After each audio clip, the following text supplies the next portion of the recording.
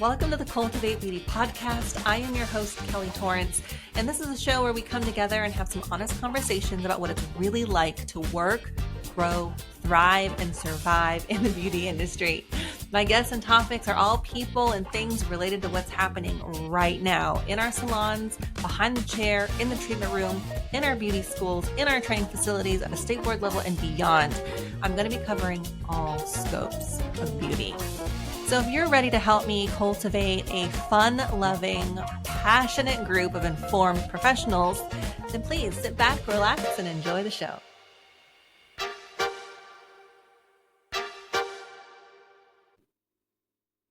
Well. If it isn't episode 1, welcome guys to the Cultivate Beaute podcast, episode 1. Figure I should probably start things off with introducing myself, who I am, where I'm from, my experience in the beauty industry, and then what you all can expect and not expect, and hopefully the bar's not set too high from this podcast. Okay, so let's start off with just who I am. My name is Kelly Torrance, and I am a licensed esthetician, and I have been in the beauty industry for over 20 years. I took my first paid makeup job in 2001 and booked my first wedding when I was only 16 years old doing makeup. I have always had a love for makeup. And not just for makeup, but for the way makeup makes a person feel when they're wearing it. I had this huge epiphany at 5 years old. Pretty sure I was only 5 years old. My mom was getting me ready for a ballet recital, a Christmas ballet recital. And we were told that we could wear a little bit of blush and a little bit of lipstick. And we were in the parking lot. And my mom was getting all my little ballet stuff together. She said she was putting blush on me. Now that I look back, it could have just been like, she was just pretending to put it on me. But then when we got to the actual facility, like we got in from the parking lot into the building, went to the restroom to get dressed into my full fancy little ballet costume, my mom put lipstick on me. And I looked in the mirror and I felt I was ready. I was ready for the show. I was ready to go on stage. Like just the little bit of red lipstick brought this little 5-year-old so much confidence to go on stage and do my little shuffle hop step. And that was the moment for me. I was hooked. I loved watching my mom put her makeup on. I loved going to my aunt's house, who was an Avon rep, had a whole little basket of play makeup. And I would quite literally make my cousin and my sister sit still so that I could do their makeup with a little basket of Avon stuff. And it's just been a love of mine ever since. I became a professional makeup artist, like I said, taking my first paid jobs in 2001. I was still in high school. I was a junior in high school, going into senior year. And I did some modeling throughout high school, a little bit of junior high throughout high school. And that was when I met my first makeup artist. Her name is Boleyn. Hey girl, hey. She did my makeup. And that was the first time that I realized you could do this as a job. You could do makeup as a career. And my mind was just blown. Now you have to remember, there wasn't YouTube. Social media was a baby back then. Like we were talking when MySpace was creeping through the door. There was no influencers. There were no how-to videos on YouTube for me to watch.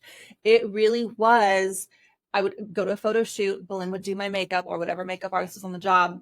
And then I would try my hardest to pay attention to everything they did.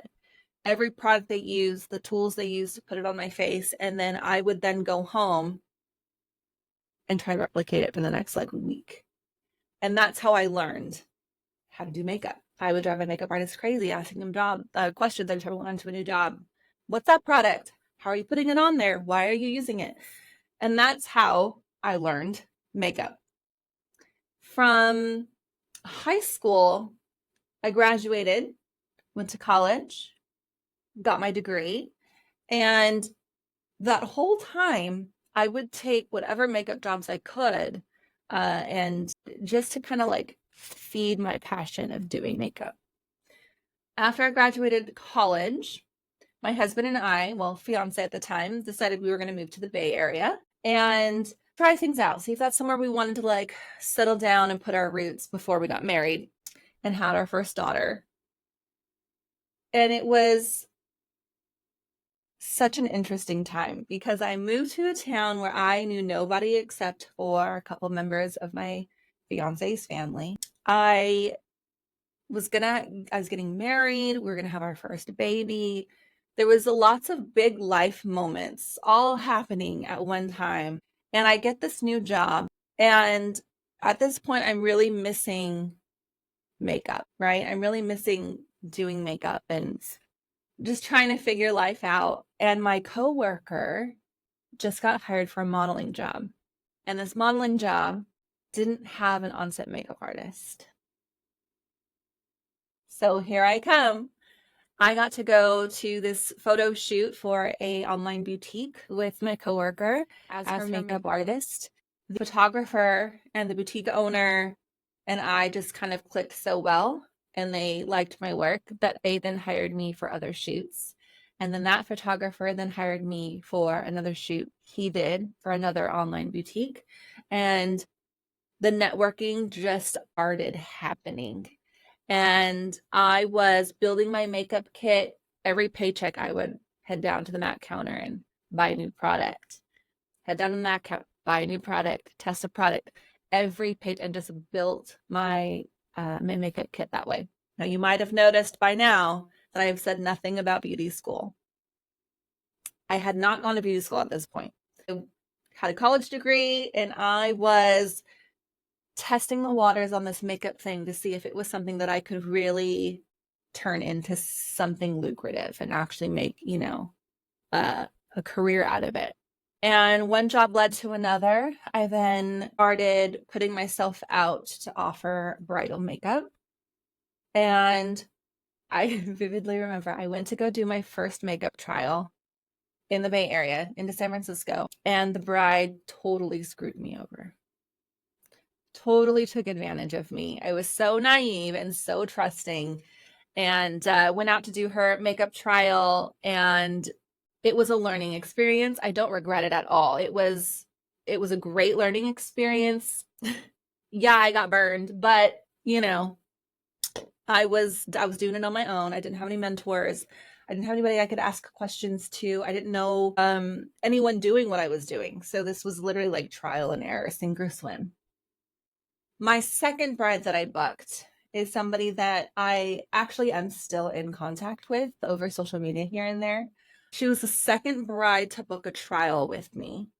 And I go out again to the Bay Area, and she was the nicest person. And her fiance was there, and he was the nicest person. And we just clicked. That wedding was so much fun. Two of those bridesmaids then hired me to do their makeup. And then from their events, other people hired me.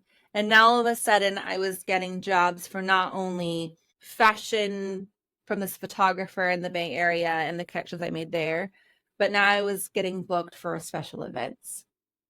And the jobs were coming in to the point where I decided, my husband and I sat down and decided that if I could find a part-time job that would pay me a little bit more than what my full-time job was, I would then have more time for weekend jobs doing what I love to do, which had the potential to make even more than I was making over here at my normal job. And that's what I did. And here we are. I started working for MAC and made a lot of connections through there. Bay Area is a very busy place to be a freelance makeup artist. You meet a lot of really interesting people with a lot of connections, and things just kept going and going and going. So then we decided to move back to Fresno in 2010. Why did we decide to move? It was more about we wanted our daughter to grow up with cousins who were her age. I have a huge family and we are very, very close. And I grew up with cousins who felt more like siblings than first and second cousins. And we wanted that for our daughter. It also made more sense for my beauty career because I was getting job requests down in LA and down in San Diego. And the drive from San Francisco all the way to LA and San Diego was very difficult, especially knowing I got, a toddler at home. So moving back to Fresno just made sense for my career too. Which when we did come back in 2010, like I said earlier, when pieces just seem to go together, it's meant to be. You don't ever want to regret not trying something. And that's kind of just what happened. All the pieces fit that made it really easy for us to move back to Fresno. Work, a place to live, connections, it all just came together. And I'm so glad that we jumped on it when we did. And in a full circle moment, after being back for, I want to say maybe 6 months, guess who I get back in touch with? Belen, the very first makeup artist to ever do my makeup. And she was working in doing a lot of commercial work. And so our paths crossed, and she took me on set as her assistant on a commercial shoot with an agency.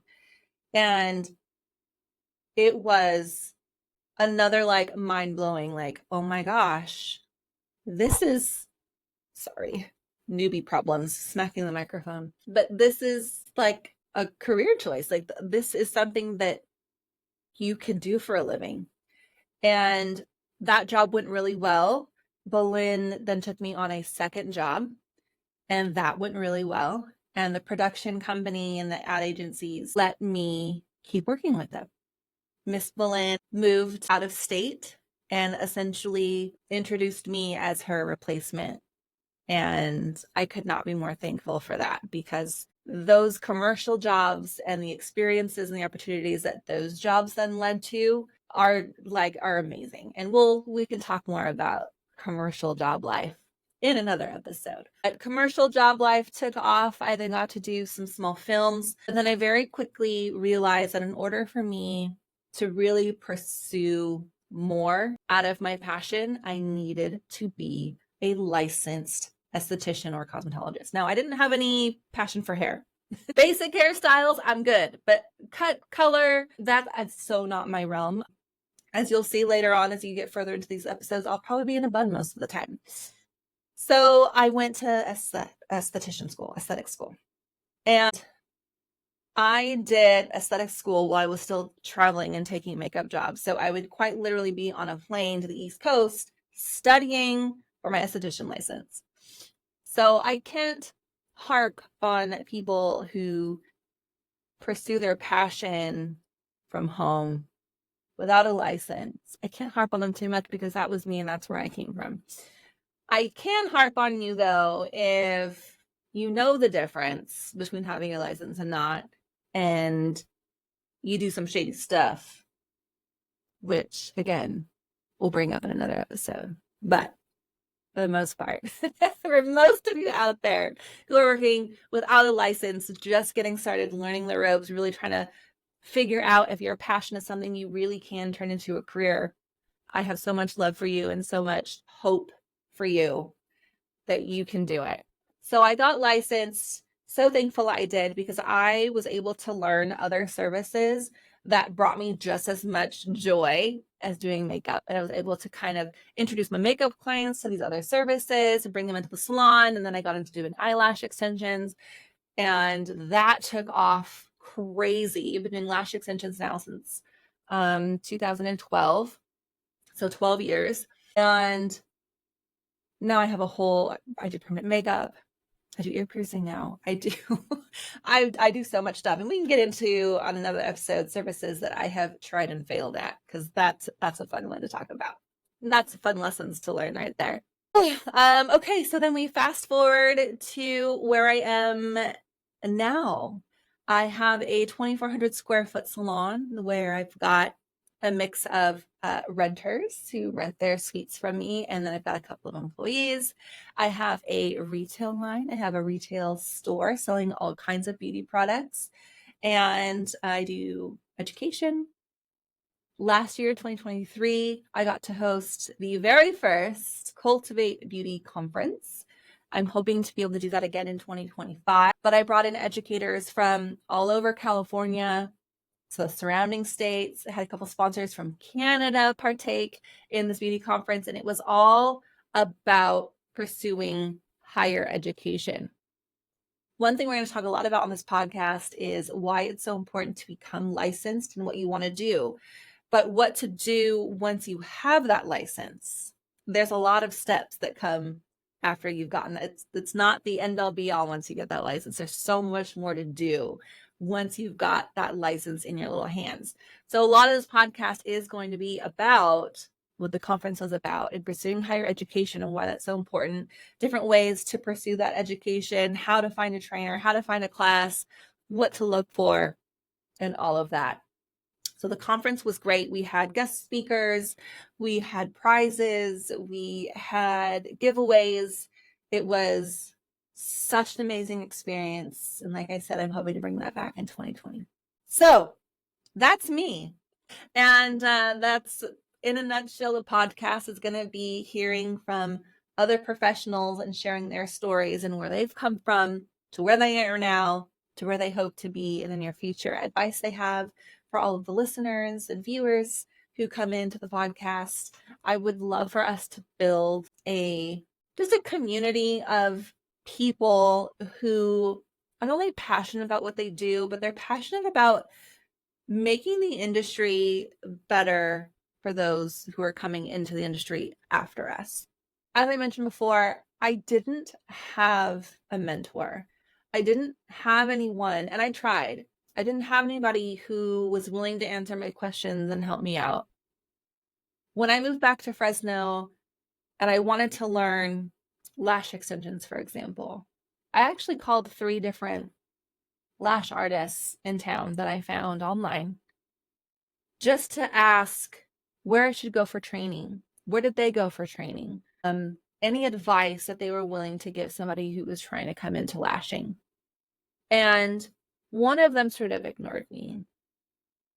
The second one told me that, I took a class out of town and that was all she was willing to tell me. And then the third lash artist that I reached out to told me that I needed to do my own research and find my own class and find what works for me. And that was it. And I don't want to bash people, which is why I won't say who I called, but I want to be the difference. I want to build a community of people who are willing to be the difference with me, because it's really easy to go on social media and make things look a certain way. It's really easy to go online and say, hey, you'll make 6 figures if you take this one class. But I feel like we now have a whole generation of beauticians out there who were given really bad advice from the beginning and who are now, I don't know, maybe out there sharing and passing down that bad advice, or just feeling kind of lost and unmotivated, and are starting to see that there's more to succeeding in this industry than just taking this one little online class. And I hope to be a positive place that people can come to hear fun stories and make connections and resonate with the guests and the topics that we talk about here, and see how much opportunity there really is in this industry if you're willing to work for it and you're willing to be open to advice, open to meeting like-minded people, and that competition doesn't have to be bad competition. It could be good competition in a way that motivates and inspires you to better yourself, take more classes, learn more about what it is that you're doing. And I just feel like the potential for growth is like there's no cap on it. Like there's no ceiling. You can take this as far as you want. There's so many different avenues to go in the beauty industry, whether you want to work in a salon or you want to travel, you want to have a mobile service, you want to get into commercial stuff, you want to get into movies, you want to get into personal styling, and you want to get into, there's just so much to get into. So I hope that all of that is going to be here on this podcast for you. I hope that you'll share the podcast with all of your beauty industry friends. And if you want to be on the podcast and share your story, message me. What I'd like to do with this podcast is drop 2 episodes every week. Wednesdays will be more of a long format where we'll do interviews and just have longer discussions on important topics. If there's ever any state board rules and regulations that are coming about and changing or hot topics going on in there, Wednesdays are going to be kind of the focus for, like I said, those longer episodes. Fridays, I would like to have shorter episodes where I can do some kind of like little business tip, business growth mentoring, or answering your questions. So if you go to the Instagram page, Cultivate Beauty, beauty has an E at the end, you can DM or message me questions that you would like me to bring up on a Friday episode. And we'll discuss those questions and those topics and answer those on Fridays. So I think it'll be a fun little mix of getting to know another professional in the industry and then answering questions from all of you out there. I think it'll be a good time. That's it in a nutshell. That's me. That's the podcast. And I look forward to seeing you guys in the next one. See ya.